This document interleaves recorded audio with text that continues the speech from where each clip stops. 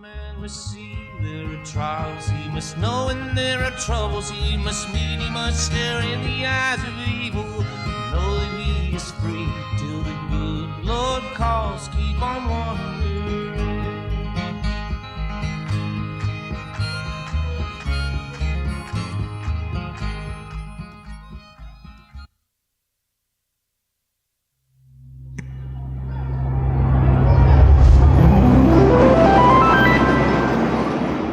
Ladies and gentlemen, please welcome to the stage filmmaker, author, and television host, Holly Morris.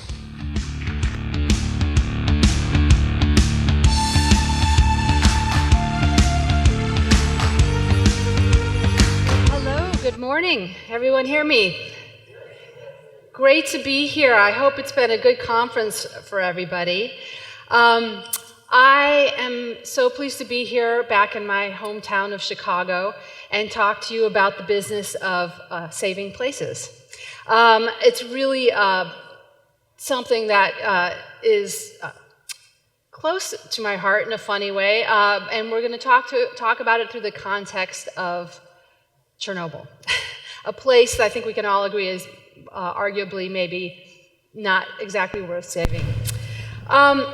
Especially in these times of unprecedented displaced peoples around the globe, whether it's from poverty or environmental disaster or war, I think it's an apt time to be taking on some of these issues. But I'm in the business of saving stories, and you're in the business of saving places, so hopefully over the next hour or so we can make some progress.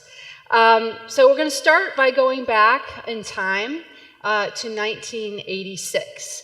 As you can see, my first slide is up, and we are at the Chernobyl nuclear power plant. I'm going to click this and hope that this works. There we go.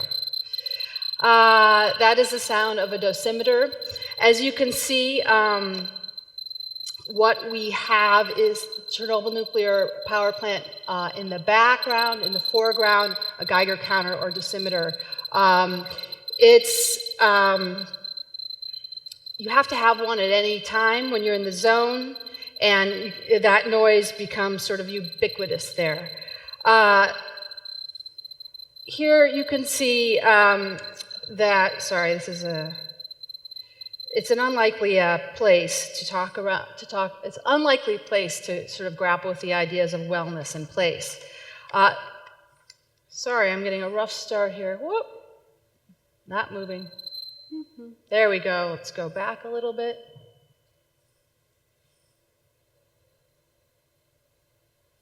Not moving on. Fellas, can you help me? There we go. So, I'm a journalist, a filmmaker, and I was first in Chernobyl in 2010.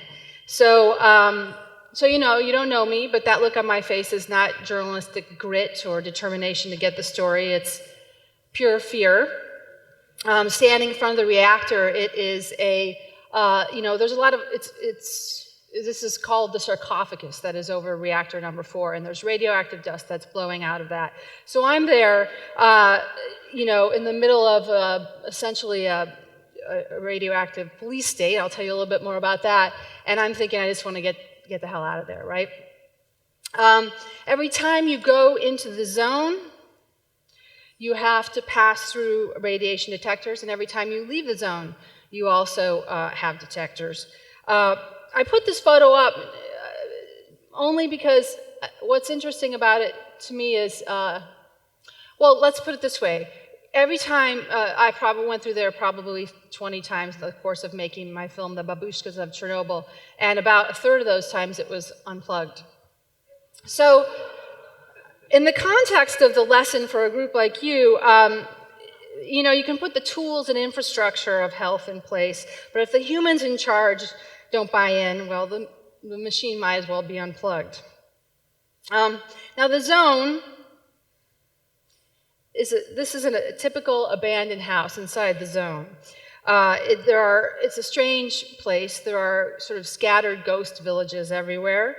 It's eerie, bucolic, beautiful, creepy, totally contaminated. Many villages were bulldozed at the time of the accident. That was their first sort of effort at remediation. They were buried under.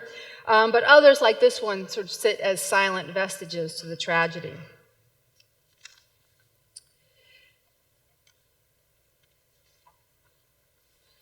So you get the idea. It's a restricted, lifeless, without culture or living history. I mean, this sign drives home the point that there should be no people living anywhere near the dead zone. But the thing is, they are. In villages like this. So, on that first trip that I took to Chernobyl in 2010, I'd stumbled across the reality that there was a community inside the zone, which immediately captured my attention and became the beginning of the film. It's a typical homestead. The people there defied common sense authorities in 1986 to return to their ancestral homes inside the zone. Now, 1,200 people returned to the zone in the months and weeks after the accident. And today, a little more than 30 years since then, a little over 100 survive.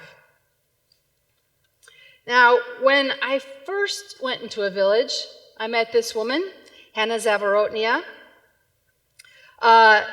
She was busy when I met her.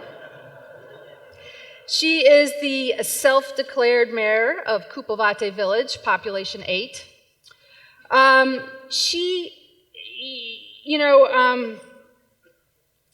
guess my first question going in when I started meeting people was, I lack the expertise that many of you have here in the audience, and my question, are these people ignorant or crazy or both? It was about that simple. I was really 2 years away from understanding the fierce ties to place that drive, inform, and even sustain a life. So Hannah made short work of the pig, which I'm going to very briefly show you. The next picture is pretty graphic. I've never actually shown this picture because it is a bit graphic, but in a way it epitomizes the resilience of the people inside the zone and people working together to survive, which is what happened, how we got to this moment. The other thing that happened on the first day I met Hannah was there was this hawk hanging above her chicken coop. She explained to me that when it messed with her chickens, she beat it to death and strung it up as a warning to other hawks who might get any ideas. Now, let me tell you a little bit more about Hannah's homestead. She, as the years gone on, lots of people were evacuated and accepted relocation, but also people are passing away. Again, there were 1,200 people coming back in after the accident. By the time I was there, 230. So the houses are empty. So Hannah had one house full of potatoes, one house full of her pickled goods, one house where she was boiling the pig. So real estate was repurposed pretty significantly. Now, Hannah also lives with her sister, disabled sister, who she's been taking care of for some 40 years now. So we're in her house, and I ask Hannah the obvious question, about living inside the radioactive zone. And she says, "Radiation doesn't scare me, starvation does." And proceeded to serve me another heap of steaming dumplings and moonshine. The next photo is Hannah and her sister-in-law and Maria. And they've been friends since girlhood. Now, when a soldier nabbed Maria back in '86 when she was trying to get back into her village, she said, "Shoot me and dig the grave, otherwise I'm staying." Now, you have to remember, these are women who have survived the worst atrocities of the 20th century, Stalin's enforced famines of the 1930s, which killed millions of Ukrainians. The Holodomor, that was called. After that, they faced the Nazis in the 40s who moved across raping, killing, and many of these women were sent to Germany as forced labor. So in '86, when Chernobyl happened, and they were being evacuated, they were simply unwilling to leave in the face of an enemy that was invisible. Now, life in the zone is difficult. There's a lot of hardship, there's a lot of suffering and sadness. People cannot, the children, anyone under 18 can only come once a year. And of course, their grandchildren they rarely see. Their own children, adult children, if they have them, if they're lucky enough to have them in the region, come in frequently. So there is a lot of isolation and sadness, which makes their micro community, their microhood, all that more important. So, you know, social cohesion among this group is everything, really, despite their diminishing numbers. And they really articulate it in a very high-spirited way. I'm going to show you a quick clip from the film. Oh, that's not it.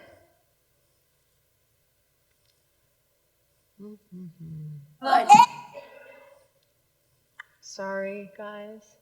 Here we go. Танцуйте, жовті туфлі, почивати, танцювати, замуж віду, плакати буду, вам підходить щось та я. Бо і грає гармоніст, і грає голуб'йоначак, ти не кидаю хажорки, є п'яня мільйоначак.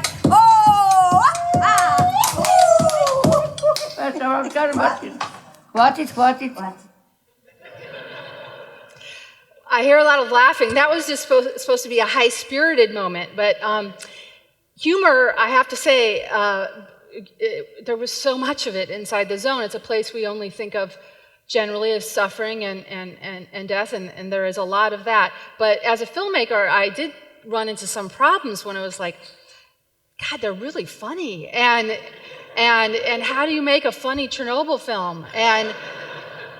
And it's not that me imposing that on them. They were just really funny, and it was a tool for survival and resilience, I believe. My favorite moment of the film, I didn't put up here, is when Maria and Hannah and they're all sitting around, and Maria holds up a little bit of booze, shoots it back, or says, "Goodbye, brains, see you tomorrow," and shoots it back. And I'm like, oh God, that's got to be in this trailer, you know, but. Or on a T-shirt. It was great, but so part of the challenge as a filmmaker was to represent the complexity of the reality in the zone, that suffering and death and there have been thousands and thousands of deaths related to Chernobyl live alongside resilience and love of motherland and moonshine. So somehow we've gotten to that picture. Going back to Maria here. No, there we go. All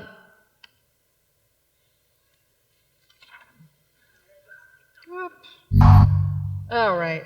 Sorry, guys. We're having some. This is when I love the fact that there's multiple cameras going on because this can be edited. Okay.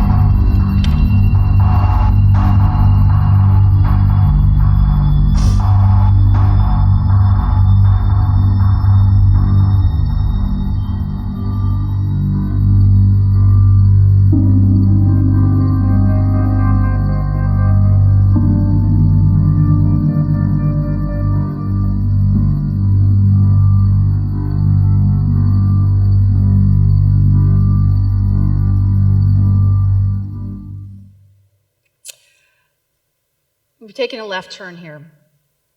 These are called stalkers. They are a group of young people, mostly Ukrainians, mostly men, who sneak into the zone to pursue, some of them, radioactive thrills. They have dosimeters. They are searching for the buried machinery dumps where the machinery used after the accident was put because it was radioactive. Some of them are imitating a video game, which is set inside the zone.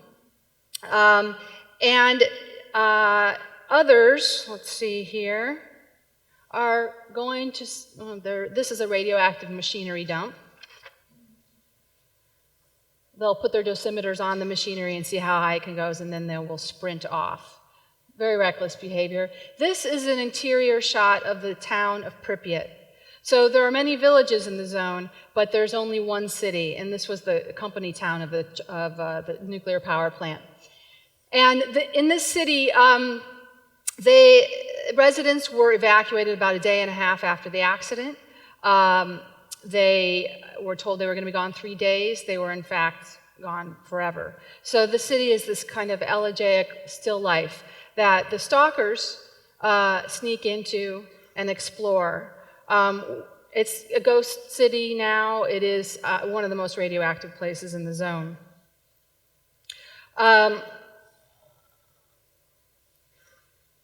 But I think some of them are reckless, adventurers.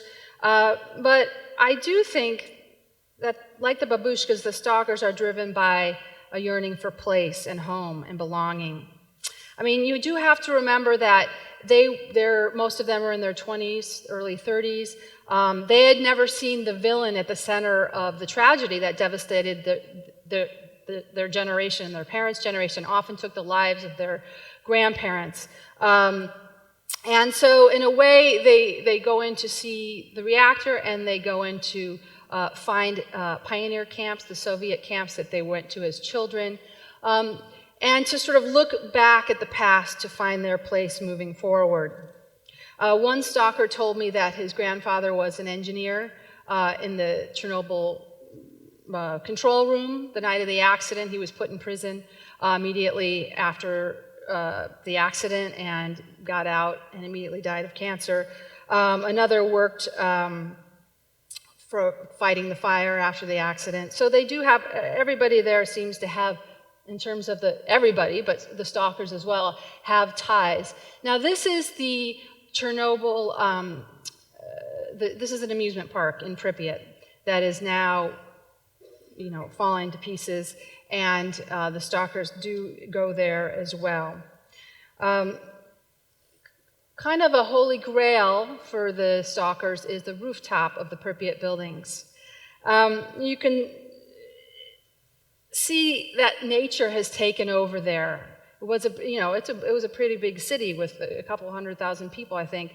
And so just like the animals have returned to the zone, nature has begun to take over. And you can get a look at that there.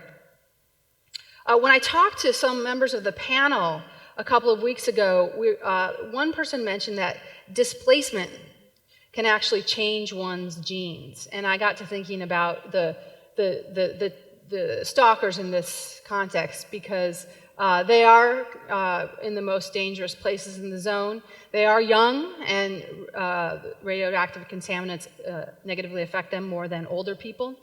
And they have sort of the double whammy of being in a place that can mess with your cellular makeup, as well as, and changing your DNA because of the displacement. So I thought that was quite interesting, maybe something we can talk about in the panel afterwards. This is another shot from the roof. You can see they romanticize this activity quite a bit too. This group of women lived their entire lives together in a town called Mashevo, a village called Mashevo. They went through their weddings, births, sending people off to the army together, everything, their whole lives together. But when I talked to them, this is what they said. We remember, we had everything in the forest. Our children will remember, but their children will never know. The stalkers represent the generational impact of displacement. And now that generation is who the babushkas are truly worried about. Home is the entire cosmos of the rural babushka, and connection to the land is really palpable. Perhaps because these Ukrainian women were schooled under the Soviets and versed in the Russian poets. Aphorisms about this slip easily and often from their lips. If you leave, you die. Those who left are worse off now. Motherland is motherland. I will never leave. Now, curiously, what sounds like faith might actually be fact. This is a doctor at the Chernobyl Medical Center. Now, he was telling me about a study that showed that those who left, those who accepted relocation, actually died earlier than those who stayed, by some estimates up to 10 years.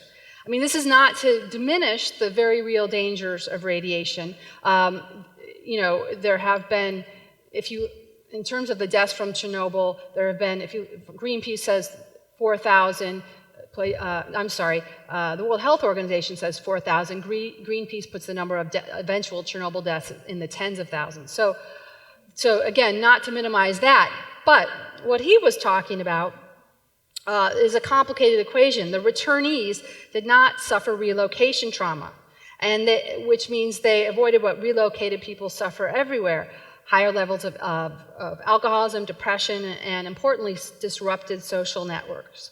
So the people who accepted relocation were in these soulless high-rises in the outskirts of Kiev, separated from all that was important to them: the gardens, the graves of their children, the sound of stork wings on a spring afternoon. And there are real consequences to that. So his summary about those people who were relocated was simply, they die of anguish. So it turns out home and community are forces that can rival even radiation. And the film I was making, when I went into it, I was thinking, okay, this is a film about radiation, this is about nuclear disaster, this is some interesting people helping to tell that story. But in fact, it ended up not being about that. In fact, it ended up being a film about home. Radiation may be the invisible enemy, but home was the elixir. And I wanted to show you this woman's home because it typifies so much. She has, her name's Valentina, she had thyroid cancer, and place was definitely her antidote. On his deathbed, her husband made her promise to never leave her home. Now, she said to me, as I was kind of leaving with sort of twinkle in her eye, up in the attic, I have 5 jugs of moonshine. When I die, my kids won't have to buy any. And she sort of typified a lot. I mean, a comment full of suffering, home, resilience, pragmatism, faith. Now, radiation or not, the women of the zone are at the end of their lives. In the next decade, the zone's human residents will be gone, and it will revert to a wild, radioactive place full only of animals and occasionally daring, flummoxed scientists or reckless, searching stalkers. But the spirit and existence of the babushkas leave us with powerful new templates to think about and to grapple with, about the relative nature of risk, about transformative connections to home, and about the palliative powers of place, the vital importance of agency and self-determination. To answer my question from the beginning, what's worth saving in a radioactive wasteland, these are the things worth saving from Chernobyl and building into our notions of community in the future. So those are my final thoughts, but let's end on the words of Valentina Ivanivna, a first responder the night of the accident, and also a nurse, an herbalist, and most importantly, an angler.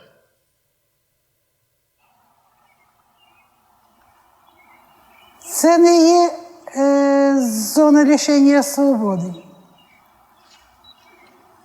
А в Києві я б вже, вмерла б давно, вже 5 разів, не раз. Там вихлопні гази більше, ніж може навіть тут. Тому що кожна машина вихлопне таблицю Менделєєва, а ви її вдихнете в свої легкі. Кушать. Ви хімію всяку разну кушаєте. Це не є здорово, це не є хорошо. Но зона відчуження, тут жизнь не прекращається, однако все равно. Природа бере своє. І річка тече так само, і рибака живе так само.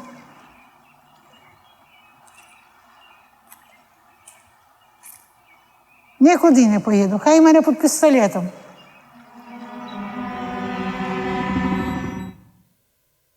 Thank you.